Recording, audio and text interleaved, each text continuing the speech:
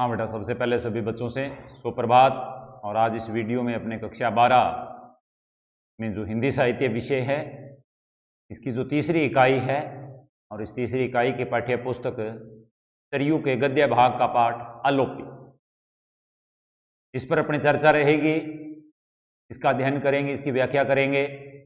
यद्यपि पूर्व में मूल पाठ की व्याख्या हो रही है, करवाई है मैंने।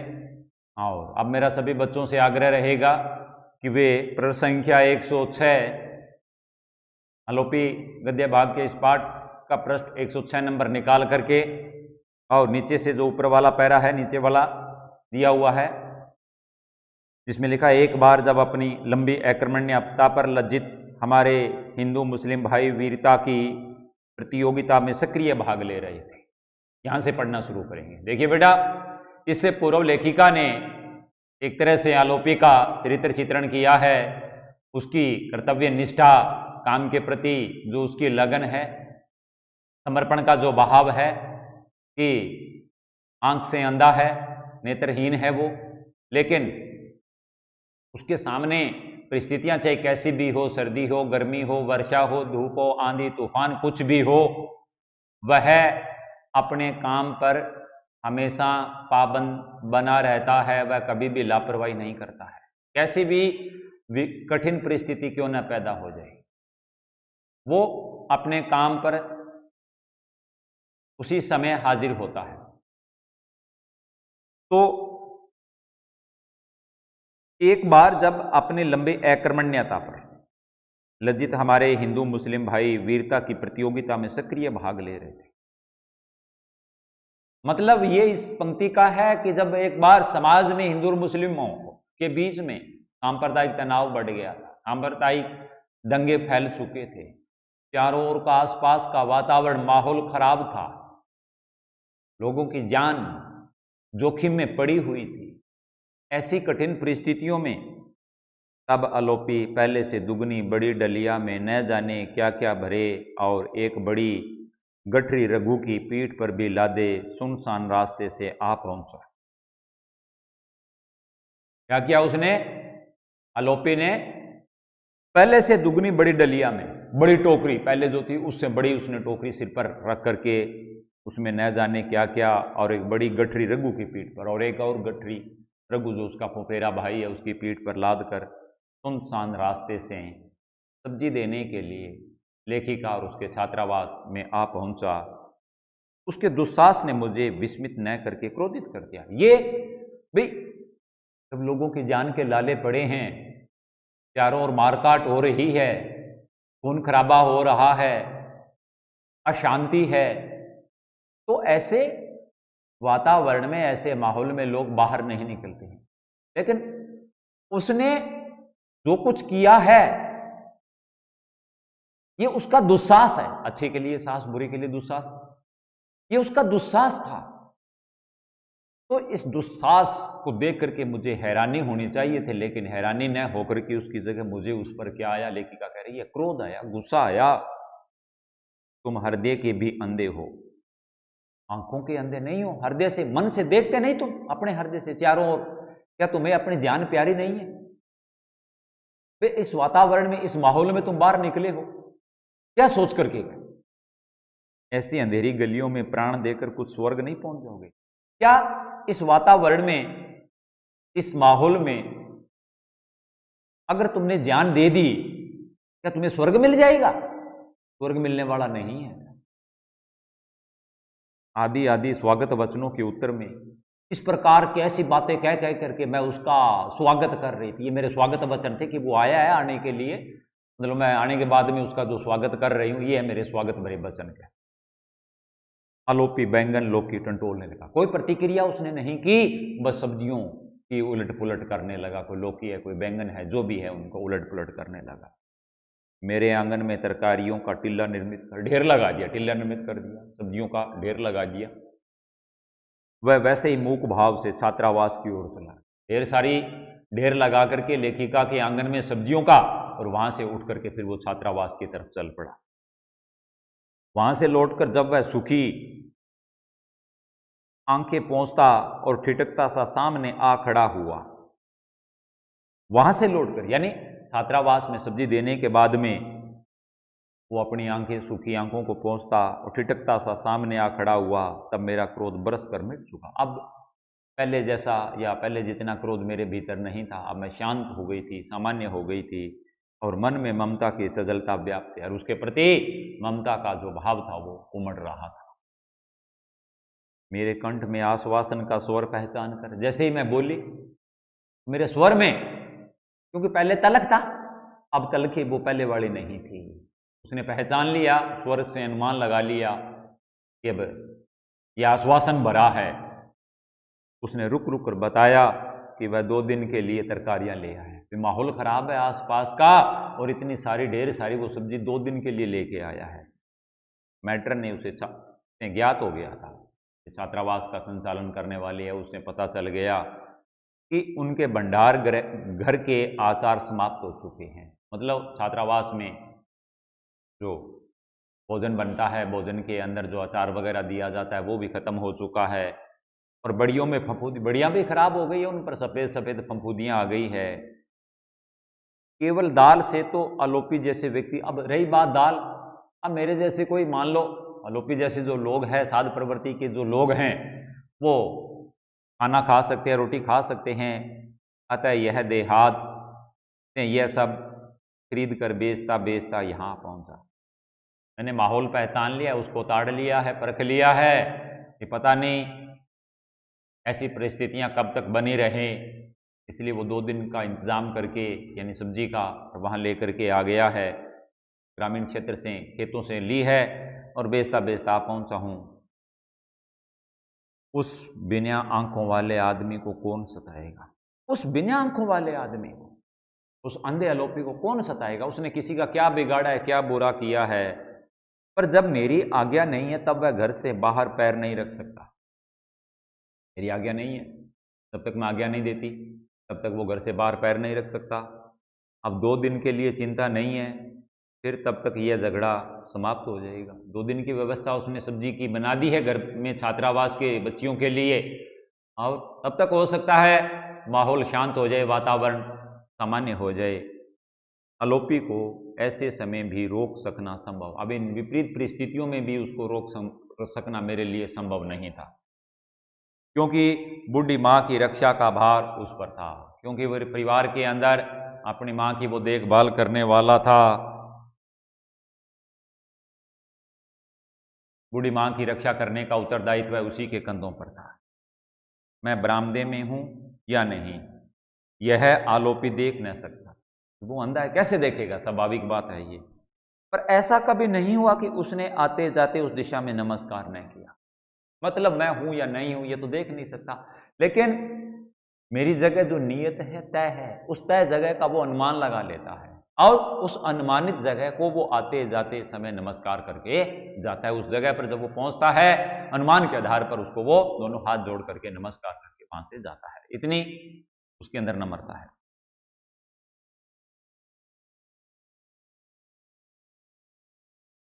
अनेक बार मैंने खाली डलिया के साथ नीम के नीचे बैठे आलोपी को भक्तिन से बहुत मनोयोग पूर्वक बातें करते देखा। अब एक और पात्र आ रहा है इस संस्मरण के अंदर। भक्तिन नाम की एक औरत है जो नीम का वृक्ष है बाहर लेखिका के घर, वहाँ वो सब्जी देने के बाद में अपनी खाली टोकरी लेकर के बैठा होता है। उस समय वो भक्तिन वहाँ आकर के बड़े मनोयोग से उसके साथ बातचीत करती है। वार्तालाप का विषय भी कम महत्वपूर्ण नहीं रहता, बहुत महत्वपूर्ण उनकी बातचीत का विषय होता है। मुझे करेला अच्छा लगता है, या कटहल, कचनार की कली पसंद है, या सहजन की फली, ये सब्जियों के नाम हैं। मेथी का साग रुचिकर होता है, या पालक का। मीठा नींबू लाभदायक है, या संतरा, आदि प्रश्नों पर गंभीरता से वाद विवाद चलता है। उनमें तर्क वितर्क होता रहता है इन सब्जियों और इन फलों को लेकर के। एक बार की घटना अपनी क्षुद्रता में भी मेरे लिए बहुत गुरु है। एक घटना, क्षुद्रता, छोटापन, ओछापन, छोटी है, ओछी है, पर मेरे लिए बहुत गुरु। गुरु का मतलब कहते हैं बड़ा, लेकिन मेरे लिए वो बहुत बड़ी है। यद्यपि घटना छोटी, लेकिन मेरे लिए बहुत बड़ी है। मैं ज्वर से पीड़ित थी, मतलब लेखिका कह रही है मुझे बुखार था, कई दिनों तक बरामदे को नमस्कार कर आलोपी ने रघु से कहा, जान पड़ता है इस बार गुरुजी बहुत गुस्सा हो गई। अब देखिए बेटा, एक स्वाभाविक सी बात है, रोजाना वो नमस्कार करके वहां से जाता है, मैं होती हूं तो वहां उसका प्रति उत्तर भी देती हूं, मैं उसके साथ नमस्कार बोलती हूँ। अब ये भी तो हो सकता है कि मैं वहां न हूं, वो वहां से गुजरते समय नमस्कार करके जाता है, तो जैसे कि वो मेरे पर एक लघु टिप्पणी कर रहा है, कह रहा है कि गुरुजी नाराज है, मतलब मैं वहां नहीं हूं, वो मेरी आवाज सुनता नहीं है, प्रत्युत्तर उसकी नमस्कार का सुन नहीं पाता है। ऐसे में उसे इस बात का पता चलता है या एहसास होता है कि गुरुजी यहां नहीं है। हो सकता है वो नाराज हो इसलिए वो नमस्कार करने के लिए नहीं आती हो, तभी तो वो ये बात कह रहा है। बहुत गुस्सा हो गई है, पहले की तरह कुछ पूछती नहीं। पहले जब लेखिका यहाँ होती थी वो नमस्कार बुलाता था, लेखिका उसका हाल चाल, परिवार आदि के बारे में, उसके काम धंधे के बारे में बैठा करके उससे बातचीत करती, चर्चा करती रहती, यानी उनकी बातचीत का जो प्रसंग है वो लंबा चलता रहता है। लेकिन अब कई दिनों से केवल वो नमस्कार करके चला जाता है, न कोई लेखिका उसके सामने उसका प्रत्युत्तर देती है, न उनके अंदर कोई बातचीत होती है, न कोई ऐसा प्रसंग। तो ऐसे में स्वाभाविक बात है ये कि वो उसने अनुमान लगा लिया है कि लेखिका नाराज है, रुष्ट है उससे, तभी वो कह रहा है कि वो यहां नहीं है इसलिए वो नाराज है।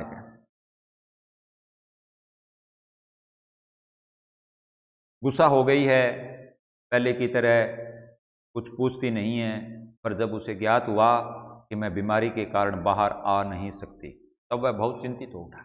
लेकिन जब वास्तविकता का पता चला, सच्चाई का पता चला, मेरे वहां न आने का कारण क्या है, क्यों नहीं आ रही, और वास्तविकता ये थी, यद्यपि पूर्व में भी जिक्र कर दिया है कि मैं बीमार थी और मेरी बीमारी का उसे अभी तक पता नहीं था।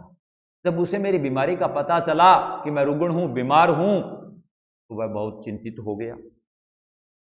दूसरे दिन संदेश मिला कि आलोपी मुझे देखने की आज्ञा चाहता है। बाहर से नौकर चाकरों ने बताया कि द्वार पर आलोपी आया हुआ है और वह आपसे मिलना चाहता है, वह आपसे बातचीत करना चाहता है। उतने कष्ट के समय भी मुझे हंसी आए बिना न रह सकी। हंसी आई लेखिका को, और स्वाभाविक बात है भाई।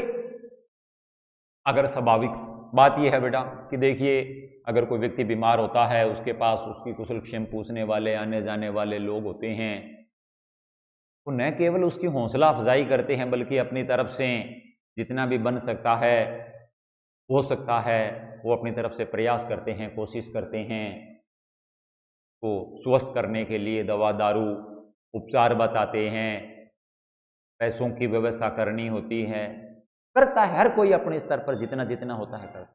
लेकिन यहां लेखिका को हंसी आ रही है। एक तो वो गरीब, ऊपर से वो अंधा, क्या करेगा वो, न वो देख सकता है, न चल फिर सकता है, चलता है तो दूसरों के सहारे चलता है, और वो क्या कर लेगा मेरे लिए। तो इस पर लेखिका को हंसी आई। अंधा आलोपी असंख्य बार आज्ञा पाकर भी मुझे देखने में समर्थ कैसे हो सकता है। अंधा आलोपी असंख्य बार आज्ञा पाकर भी, कितनी बार भी, कितनी बार भी, हजारों बार भी चाहे मैं उसको आज्ञा दे दूं, तो वो देखने में कैसे समर्थ होगा, मुझे देख तो नहीं सकेगा क्या। पर आलोपी भीतर आया, आ गया अंदर वो, और नमस्कार कर टटोलता टटोलता दहली के पास बैठ गया। दहली होती है बेटा दरवाजा, जो मुख्य द्वार जो होता है, हम जिस कक्ष के अंदर बैठे होते हैं, जिसके ऊपर दरवाजा लगा होता है लकड़ी का, उसके नीचे दरवाजा, दीवार के बीच की जो नीचे की जगह होती है, ड्योढ़ी जिसको बोलते हैं, ठीक, वहां दहलीज जिसको कहते हैं, वहां करके वो बैठ गया। फिर अपनी धुंधली शून्य आंखों की आर्द्रता बाहें से पहुंचकर, अपनी धुंधली शून्य आंखों की आर्द्रता, उन अंधी आंखों की भी वो देख नहीं सकती है, शून्य है, शून्य है, आर्द्रता, वो नम थी, उनमें आंसू थे, उनको बाहें से, हाथ से इस तरह से बाहें से पहुंचकर पिछोरी के एक छोर से, पिछोरी कंधे के ऊपर पीछे कमर पर इस तरह से साफानुमा कपड़ा उसने वस्त्र ओढ़ रखा था, उससे पिछोरी में लगी गांठ, उस पिछोरी को हाथ आगे बढ़ाया, आगे किया, जिसमें एक कोने पर गांठ खोलते हुए उसने अपराधी की मुद्रा से, अपराधी जैसे मान लो मुद्रा लेखिका तो उसको देख रही है, इस समय उसकी जो मुद्रा थी, हाव भाव थे, वो अपराधी की तरह की मुद्रा से बताया कि वह स्वयं जाकर आलोपी देवी की विभूति लाया है। विभूति समझते ना बेटा, मंदिरों के अंदर जैसे देव देवताओं को जोत की जाती है, वो तो सामग्री उसके अंदर जोत के अंदर जलाई जाती है, उससे वो राख बन जाती है, वही विभूति होती है बेटा। तो हमारी आस्था का प्रतीक होता है, देवता की तरफ से हम तो स्वीकार करते हैं। विभूति लाया है, एक चुटकी जीभ पर रख ली जाए और एक माथे पर लगा ली जाए तो सब रोग दोष दूर हो जाए। हालांकि ये एक अंधविश्वास है बेटा, अनपढ़ गंवार भोले भाले जो लोग होते हैं उनमें ये अंधविश्वास रोग होता है। रोग का चिकित्सक के पास जा करके दवा दारू करवाना पड़ता है, उसका उपचार करवाना पड़ता है। लेकिन आज भी हम देख रहे हैं कि हमारे भारत के ग्रामीण समाज के अंदर अनपढ़ ग्रामीण भोले भाले जो लोग हैं वो अभी भी इस प्रकार के अंधविश्वासों में, जादू टोटकों में विश्वास करते हैं। सही हो या न हो उससे मतलब नहीं है, केवल और केवल इस चीज़ के प्रति उनकी एक आस्था है, उनका एक विश्वास है, ये अंधविश्वास है वैसे। उसने बताया कि आप इसकी एक चुटकी अपनी जीभ पर और एक माथे पर लगा ले जाए तो आपके शरीर के सारे रोग दोष है वो आलोपी देवी की कृपा से, उसके आशीर्वाद से वो सारे के सारे दूर हो जाएंगे। कहने की इच्छा हुई, जब देवी तुम्हारा ही पूरा न कर सके तब मेरा क्या करेगी। इच्छा हुई लेखिका की, भाई तुम भी तो तुम्हारे पिता काची ने जो आलोपी देवी के दरबार में जाकर के तुम्हारे लिए मन्नत की थी, मांगा था, और मांगने पर तुम्हें भी पूर्ण जन्म नहीं दिया, तुम्हारे अंदर भी विकृति पैदा कर दी, यानी तुम्हें अंधा रख दिया। अब आलोपी देवी तुम्हें पूर्ण नहीं बना सकी तो मेरे रोग दोष वो कैसे दूर कर देगी। लेकिन बात है आलोपी का क्या है, एक अंधविश्वास है। तब मेरा क्या करेगी, पर उनके वरदान की गंभीरता ने मुख से कुछ न निकलने दिया। और उसके वरदान की गंभीरता ने, वो भी वरदान स्वरूप प्राप्त हुआ है, इसलिए ये बात गंभीर थी और मैं बोल न सकी, उस मुंह से निकाल न सकी। आलोपी देवी की दिव्यता प्रमाणित करने के लिए आलोपी दीन का कर्तव्य में वज्र और ममता में मोम के समान हृदय ही पर्याप्त होना चाहिए। देखिए बेटा, लेखिका यहां ये बताना चाहती है, कहना चाहती है, आलोपी देवी की दिव्यता प्रमाणित करने के लिए, तो दिव्यता कि वो देवी है और अपने भक्तों का भला करती है, यही उसकी दिव्यता। इस दिव्यता को प्रमाणित करने के लिए आलोपी दीन का कर्तव्य में वज्र के समान और ममता में मोम के समान हृदय प्राप्त होना चाहिए। ये दो चीजें होनी चाहिए, फिर कोई उसकी दिव्यता को प्रमाणित कर सकता है। कि निकट जिसका परिचय है, स्वर समूह के अतिरिक्त और कुछ नहीं हो सकता।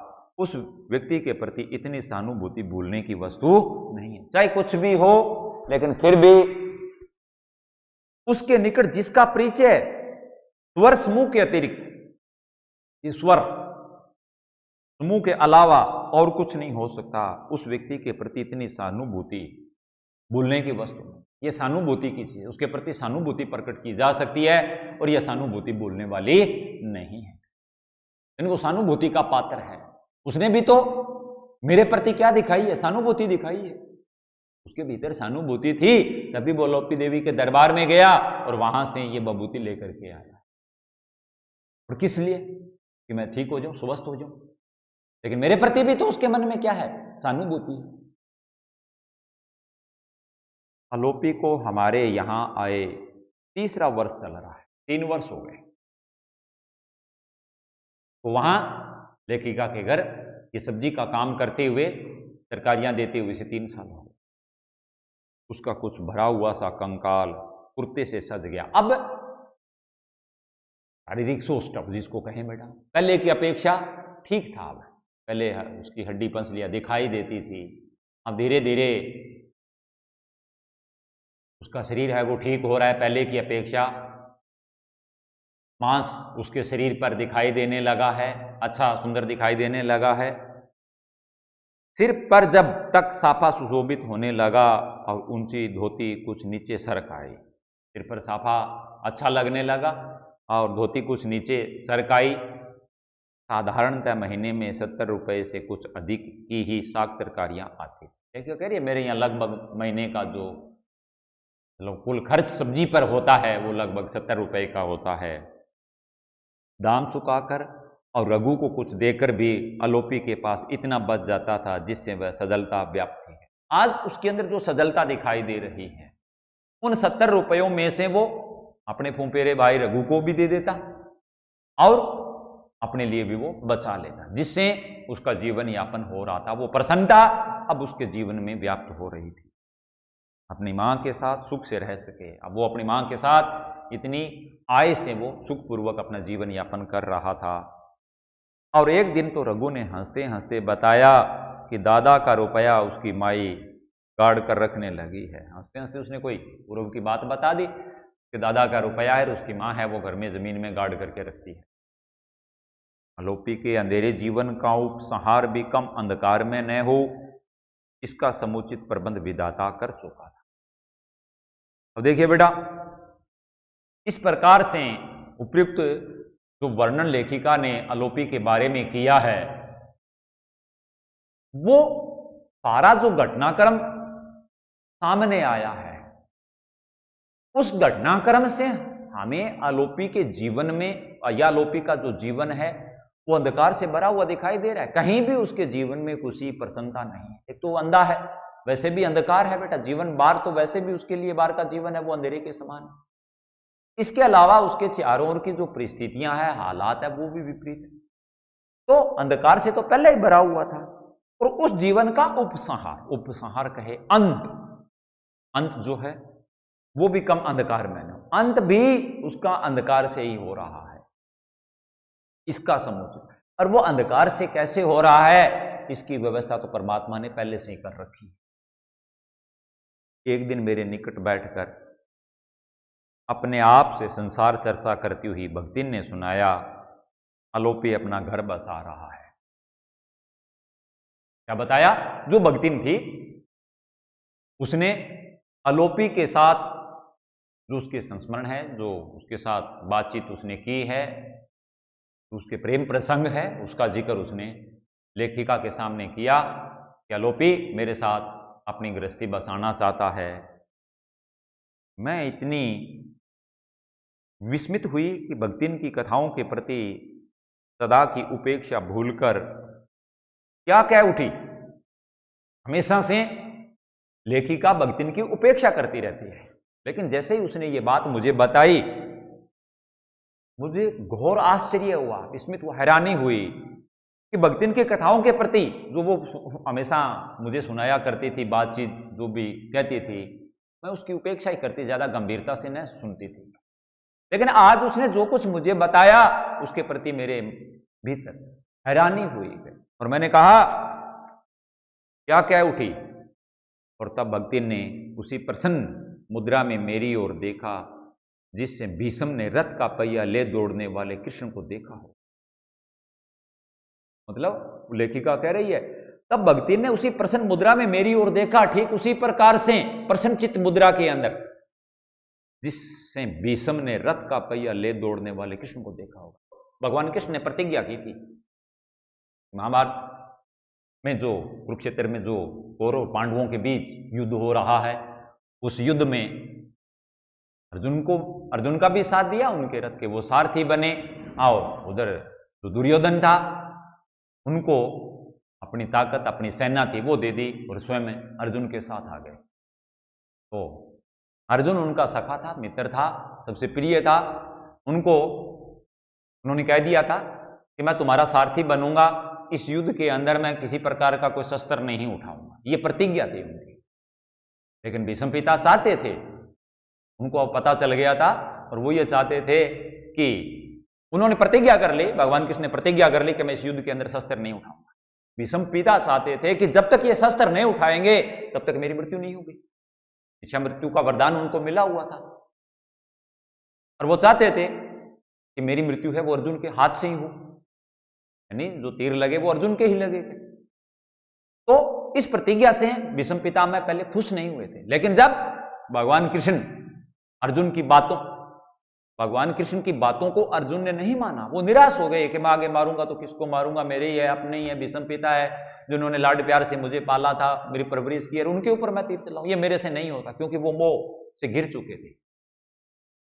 बहुत समझाया, अंततः भगवान कृष्ण फिर रथ का पहिया उठा करके अपनी प्रतिज्ञा तोड़ी है, वो दौड़ पड़े हैं।